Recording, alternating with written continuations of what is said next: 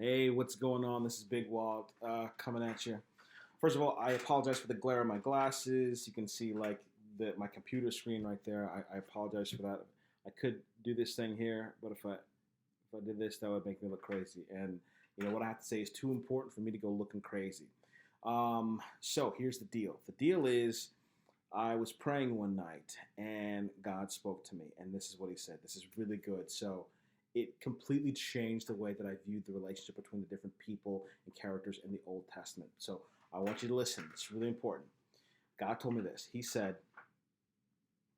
it was like 3 a.m. I finished praying, and He said, you know, and literally, that's literally what I heard in my head. You know, all the characters in the Exodus story are different aspects of your mind. And then right away, it's like He started downloading the message into my head. Okay? So what does that mean? Here's exactly what it means. Moses is representative of your intellect. Aaron is representative of your will. And the Israelites are representative of your feelings and your emotions. Okay? So sit there and think about that for just a second while I get this here. All right. Boom. This is exactly what I just said, right? So, think about the story of Moses. Think about the story of Moses, okay? He's out. He sees the burning bush, right? We're probably about like Exodus 3 or 4. He sees the burning bush and he says, this is a curious sight. Let me see what is, making this bush burn. And because he's curious and he engages the situation with his intellect, that's when God starts speaking to him. Okay, so that's first of all. The word Moses, like the root word in Hebrew, means to draw out, to pull out. Okay, so this is fascinating to me because frequently in the Old Testament there are the names of the people end up having some relevance to who they become or what they do. See, Moses is drawing out the word of God. God speaks to him, he grabs it, and he passes it on. Okay? Now, remember, during this encounter with God, God tells him, "Oh, you're going to go, lead my people out." But Moses is like, I'm not the guy who can do that sort of thing. And then he says, "Oh, okay, well, I'll just have your brother Aaron do it." Now, here's the important thing. I always thought it was kind of interesting how Moses had to tell Aaron, and then Aaron had to tell the people and stuff like that. I thought that was really fascinating, right? But the part where it kind of really messed me up is when Moses is on top of the mountain, right? And God is speaking to him, and then the people, the Israelites, say to Aaron, "Hey, we need something to worship." And then out of that, Aaron fashions a golden calf. Okay, so Moses comes down off the mountain and he kills 3,000 people right away, but he doesn't kill Aaron, right? Now, the simple explanation is, well, maybe it's because he's brother, but it's more than that. It's because Aaron is representative of your will or your willpower. Aaron is the guy who can actually create the action in the people of Israel, okay? Which is the same way that your willpower operates within inside of you. It's the one that, when I'm sitting there, in the morning and, intellectually, I'm like, you know what, I should probably go exercise, When my mind speaks it into my will is the one that can get my body on board with doing the task, okay? I think it's also interesting that Aaron is not a Hebrew name, right? As close as they can figure out. There are a couple definitions, but one of the definitions that I like that they say his name is possibly descended from or derived from is strong mountain. And your will is strong. Your will is strong, but it has to be guided by your intellect. If it's not guided by your intellect, then it's guided by your feelings, desires, or what they call in the New Testament, your flesh. Now, here's the thing about the Israelites. After they came out of Egypt, they were always complaining, "Oh, man, when we were back in Egypt, boy, we had some meat.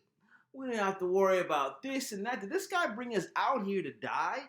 They're all still thinking about what was going on when they were slaves. They had that slavery mentality, right? So what happens is along the way, and I'm surprised used to be surprised when I read it, God starts taking them out.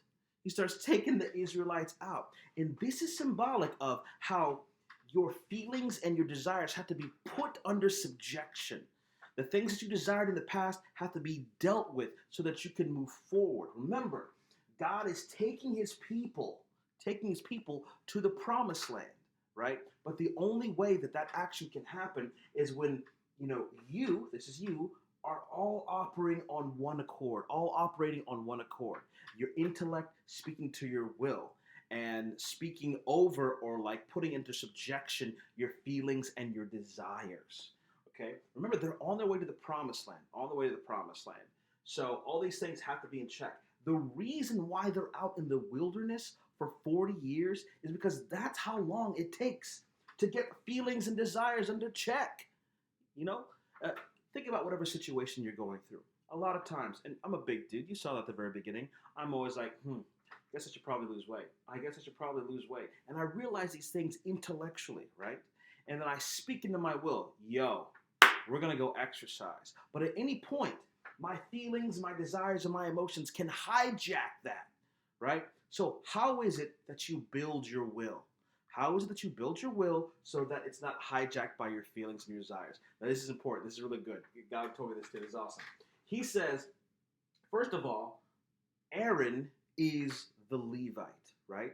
Who is he responsible for? He is responsible for establishing all of the practices, all the habits, and all the rituals that are going to give honor back to God, right? So, same thing with you. The way that you build up your willpower is by looking at your habits, your routines, your practices, and your rituals, okay? If you can create a habit of having your will follow your intellect, create the habit of your will following your intellect, then this dies away. As a matter of fact, there are a few points in the scriptures when this relationship has pretty been well established, Moses can speak directly to the people. And because the will is already there and the people are already have been primed to following the will, they follow the will, right? So, dude, this is so good. This is just the first video I'm going to put out here because God has told me so much more. He told me this a while back, but it's now time that I stop sitting on it and I share it with you.